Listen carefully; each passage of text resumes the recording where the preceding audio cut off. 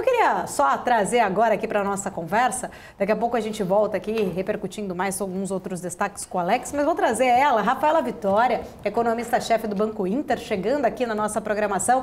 Rafaela, muito bom dia, seja sempre muito bem-vinda. Bom dia a todos, é um prazer estar aqui com vocês. Obrigada. Rafaela, para a gente começar, né, queria entrar já no assunto do IPCA 15, nós tivemos a divulgação hoje, inclusive, aí do IPCA 15, queria entender como que você avalia o número, se você acredita aí que a inflação deve ficar comportada em 2023, mesmo fora da meta, ou toda a questão da incerteza fiscal, que afeta câmbio, risco país, isso pode acabar piorando também as expectativas da inflação. Bom, a gente tem hoje, acho que na verdade, duas visões, né? A gente olha para a inflação corrente, essa dinâmica de deflação, né, de desinflação, uma queda da inflação, como a gente está vendo aí nos últimos meses, e a gente olha para frente com muitas incertezas, né, muita dúvida sobre como vai ser a evolução da inflação daqui para frente, né? Falando um pouco do IPCA 15 de hoje, né, que fez essa leitura um pouquinho maior do que o esperado. O esperado era em torno de 0,50, veio 0,55. A gente teve uma pequena surpresa ali em serviço de telecomunicação, que é um serviço que foi reajustado ali, principalmente TV por assinatura, agora no mês de janeiro. E bens industriais ainda tem uma certa pressão de dezembro, a gente viu aquele repique em dezembro, então janeiro a gente viu ainda uma continuidade desse repique, apesar que teve uma boa notícia pelo lado do vestuário, finalmente o vestuário desacelerou, a gente viu vários meses aí de vestuário pressionado, e janeiro a gente começa a ver essa desaceleração. Então, no geral, foi uma continuidade daquele repique que a gente viu em dezembro, mas quando a gente olha algumas medidas de serviços subjacentes e outras medidas de núcleo que são mais acompanhadas pelo Banco Central, onde a gente vê o efeito da política monetária, essa leitura foi benigna. A gente vê um processo de queda da inflação. Essa queda da inflação em serviços ela é mais lenta, mas ela é esperada que seja lenta. A inflação de serviços ela é muito resistente, né? Em inglês a gente usa aquele termo sticky, né? Ela é pegajosa e ela é mais difícil de cair. Então a gente vê esse processo de queda, ainda que lenta, dessa inflação de serviços como bastante positiva. A política monetária surte efeito no processo inflacionário, que foi muito forte ali. Lembrando, né, a gente fechou a inflação com 10% de alta em 2021, no ano passado aí 5,80%. Então um processo de desinflação lento, custoso, né, uma política monetária bastante restritiva, mas sim, ele surte efeito. Infelizmente, essa boa notícia, né, dessa tendência de queda da inflação, principalmente em serviços, né, no qualitativo, como a gente fala do IPCA, ela não deve impactar os próximos passos da política monetária. O futuro da política monetária, ele está todo poluído hoje com muitas discussões ao redor da meta, ao redor da questão fiscal, qual vai ser o tamanho do gasto fiscal e até mesmo interferências, né? A gente começa a ver o governo querer interferir ali na troca de diretoria que a gente vai ver agora em fevereiro no Banco Central. Então, todas essas dúvidas, elas acabam impactando a expectativa futura de inflação. Na dúvida, né? Vamos projetar mais inflação, porque esse é o Brasil, esse é o governo de mais gastos, e eu acho que essa projeção mais alta de inflação que a gente começou a ver nas últimas semanas, tanto para 2023 e pior ainda, né, para 2024 e até 2025, ela é a grande preocupação do Banco Central, né? O que o Banco Central vai fazer frente a essas revisões de expectativa para cima, que a gente tem acompanhado nas últimas semanas. Ou seja, um mercado aí bastante inseguro com o que pode vir pela frente. Rafaela, bom dia. Felipe falando aqui. Ainda nesse sentido, né, justamente você comentando bastante que decisões do governo, falas do governo acabam mexendo com expectativas. E, além disso, tem coisas também específicas, como o próprio aumento da gasolina que a gente viu hoje, né? Você já viu, já calculou, de repente, o impacto que isso pode ter para a inflação? É um impacto importante, na sua opinião, justamente porque a gente está vendo, né, essa alta de commodity, alta de petróleo, a Petrobras inevitavelmente tendo que repassar essa diferença, né, para as distribuidoras. Como que você está avaliando, né, esse impacto e também as expectativas, né, ao longo do ano para essa inflação que tem, né, esse componente também do petróleo embutido nela? Sim, essa é uma boa pergunta, né? O reajuste anunciado hoje, né, em torno de 7%, ele deve traduzir num impacto aí no IPCA final, cerca de 20 basis points, né, 0,20 pontos percentuais, mais concentrado em fevereiro, mas ele não altera a nossa expectativa. Nos nossos modelos, nas nossas projeções, a gente já considerava o barril de petróleo mais próximo de $90 do que de $80, então já existia um reajuste de combustíveis de maneira geral para o ano, então esse impacto não vai alterar nossas projeções, ele pode dar uma concentração maior no mês de fevereiro. A gente espera que o mês de fevereiro, infelizmente, venha uma leitura de inflação mais alta, não só pelo impacto desse reajuste da gasolina, mas a gente tem também, né, lembrando, fevereiro é aquele mês que vem os reajustes de educação, né, dos cursos, enfim, todos os cursos, educação fundamental, cursos superiores, esse reajuste é concentrado no IPCA de fevereiro.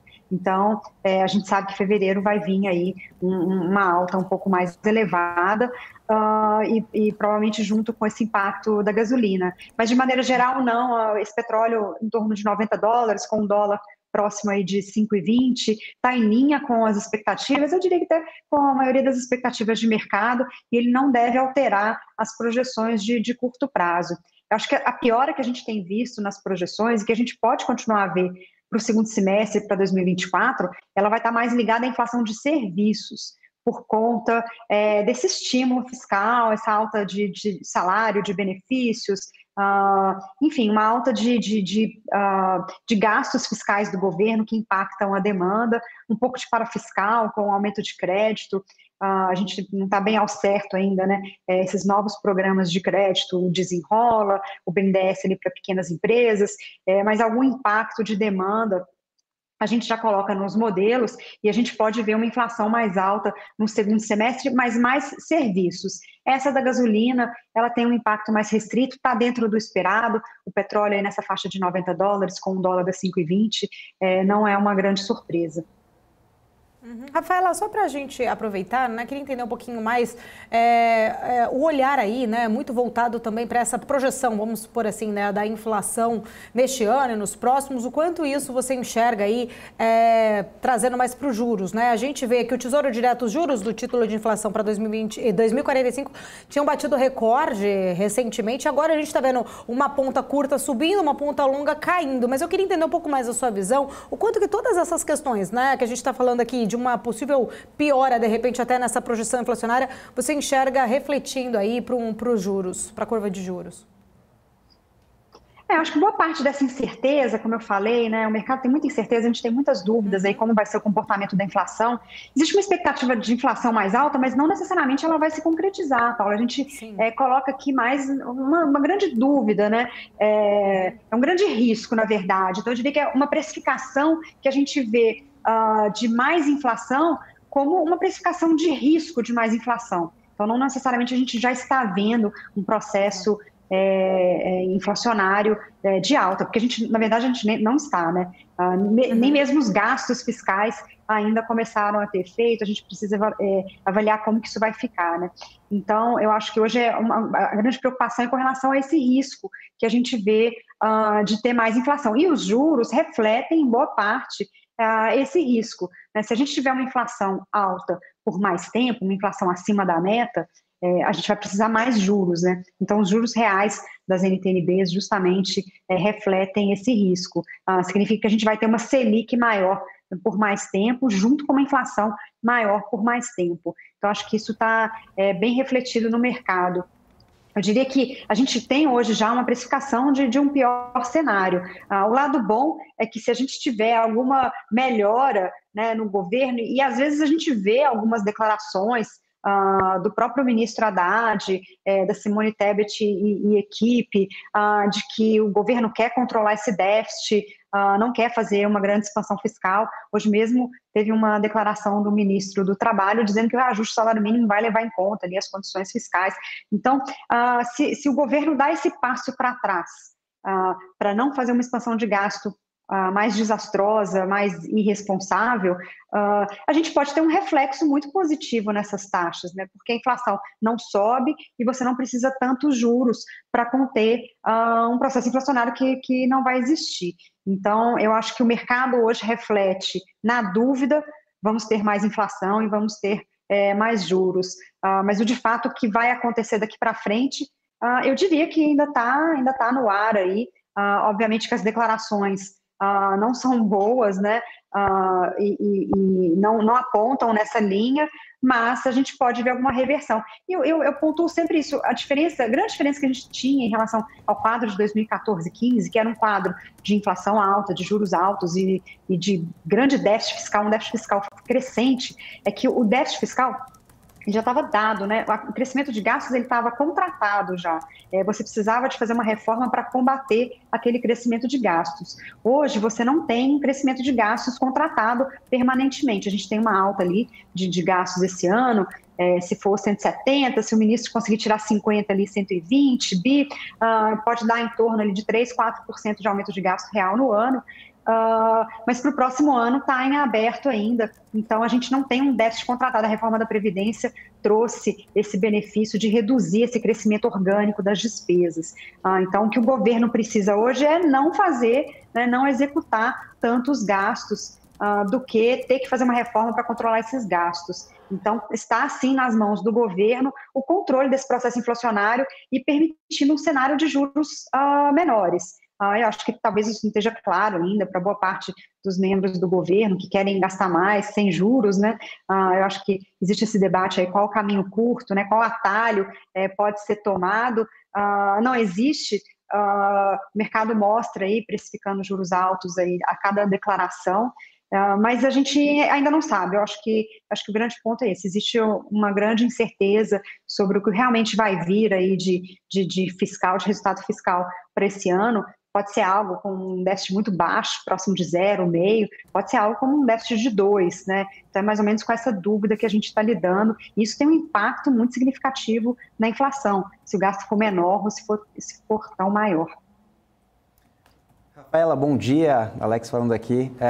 Indo mais além em relação a essa questão do impacto, né, nas contas públicas, inclusive as falas que foram ditas ali pelo economista-chefe do BTG, Mansueto Almeida, ele disse, né, que pela visão dele, né, depois do encontro que ele teve com o Fernando Haddad, né, e alguns economistas, que a reforma tributária pode ser encaminhada muito mais rápido do que a gente pensa. Eu queria saber a sua opinião sobre isso. Também outro ponto em relação ao déficit. Ele acredita que seria uma visão muito positiva dos impactos nas contas primárias, um déficit na ordem de 100 bilhões de reais.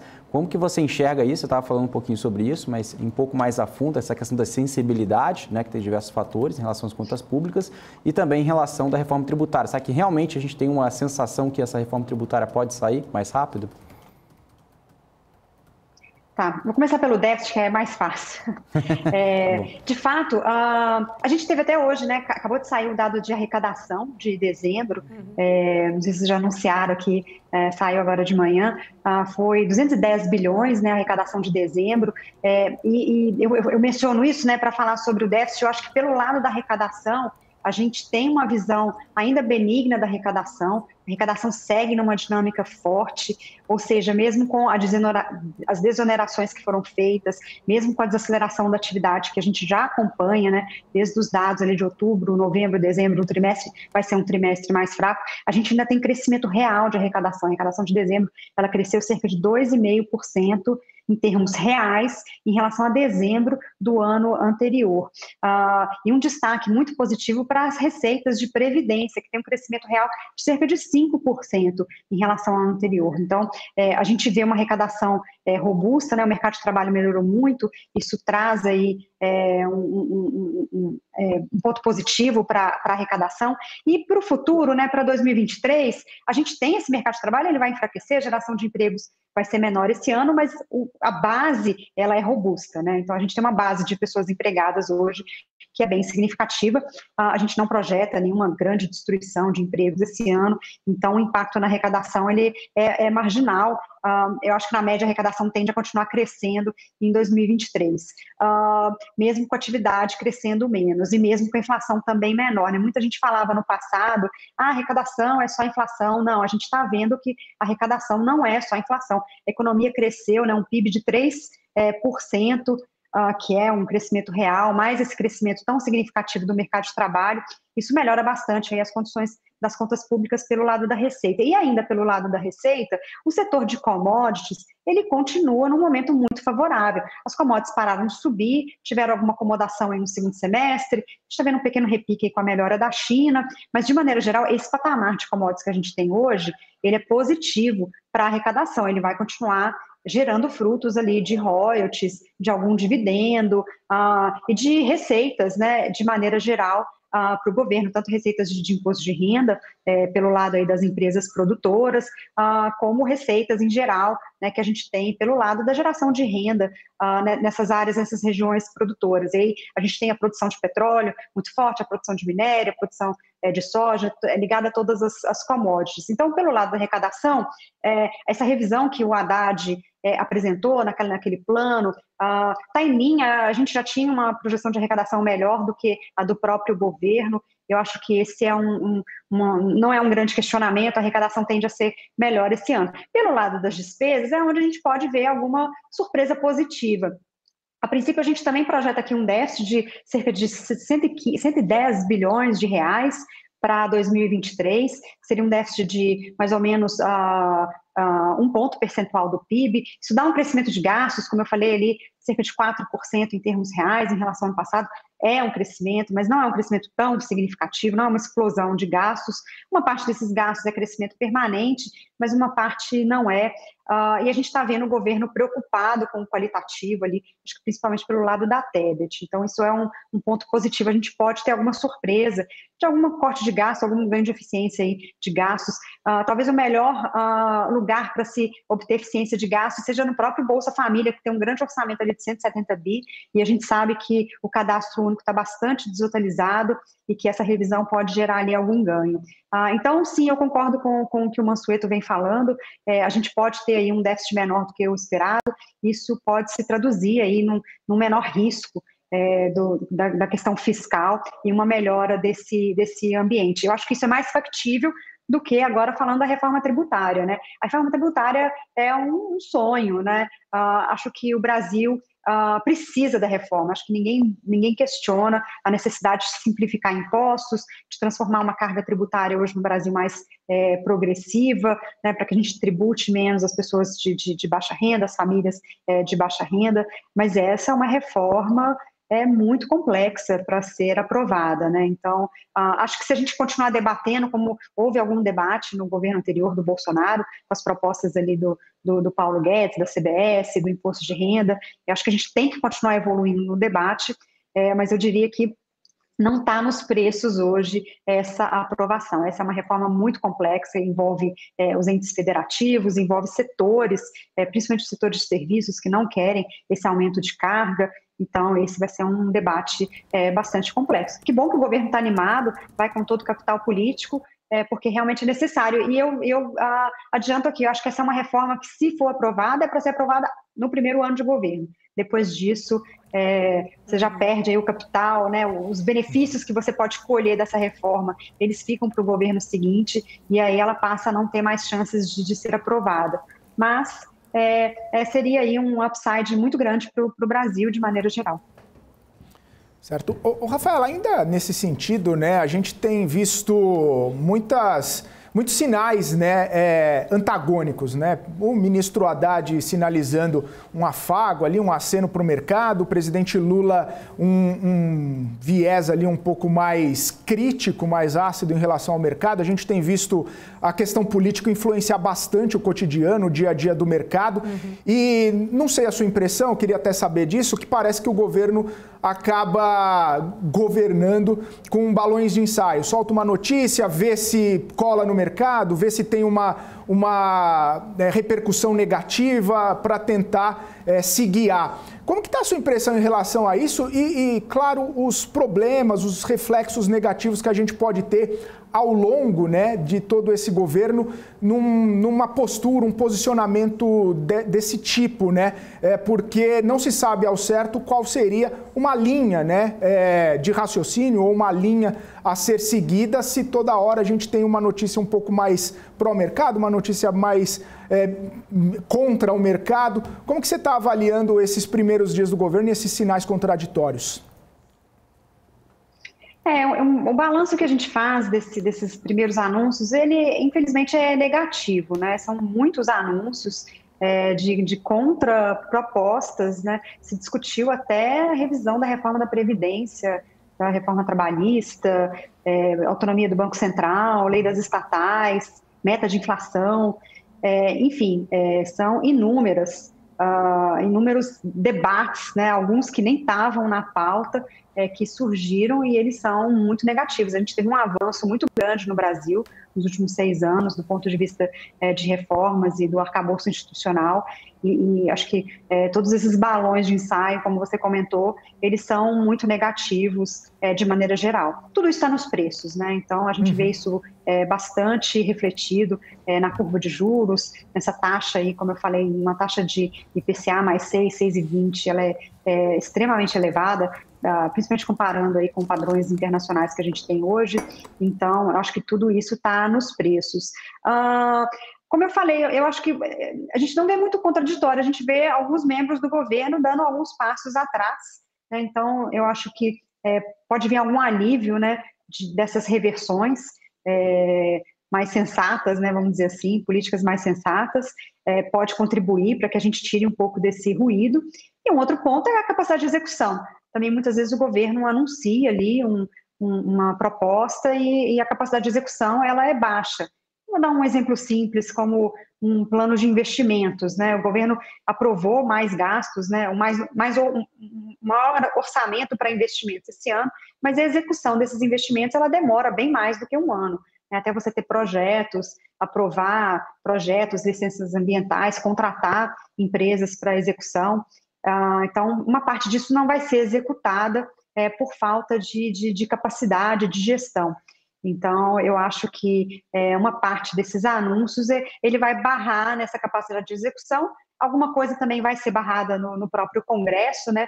Lembrando, apesar do Congresso ter aprovado com facilidade a PEC de transição, ali é muito, muito mais tranquilo você aprovar mais gastos, né? Deputados têm uma facilidade enorme em aprovar, a gente viu isso no governo anterior, quando a oposição também votava junto com o governo para aprovar aumento de gastos, principalmente quando você coloca ali programas de transferência de renda como o Bolsa Família. Ali é uma situação em que a aprovação é naturalmente mais fácil. Outras já são mais complexas. Algumas vão passar, outras o Congresso vai barrar. Então, o governo vai ter ali alguns freios de mão para algumas dessas medidas, uns dentro da própria equipe econômica, outros dentro do Congresso. Nem tudo vai para frente, mas infelizmente eu acho que o anúncio de várias medidas aí, todas na linha contrária do que a gente viu de avanços no próximo ano, no governo anterior, foi bastante negativa, infelizmente. Tá certo. Rafaela Vitória, quero agradecer, sempre um prazer falar contigo aqui na nossa programação. Muito obrigada pelo seu tempo. Obrigada a todos e um bom dia, até a próxima. Até, obrigada, grande. Rafaela Vitória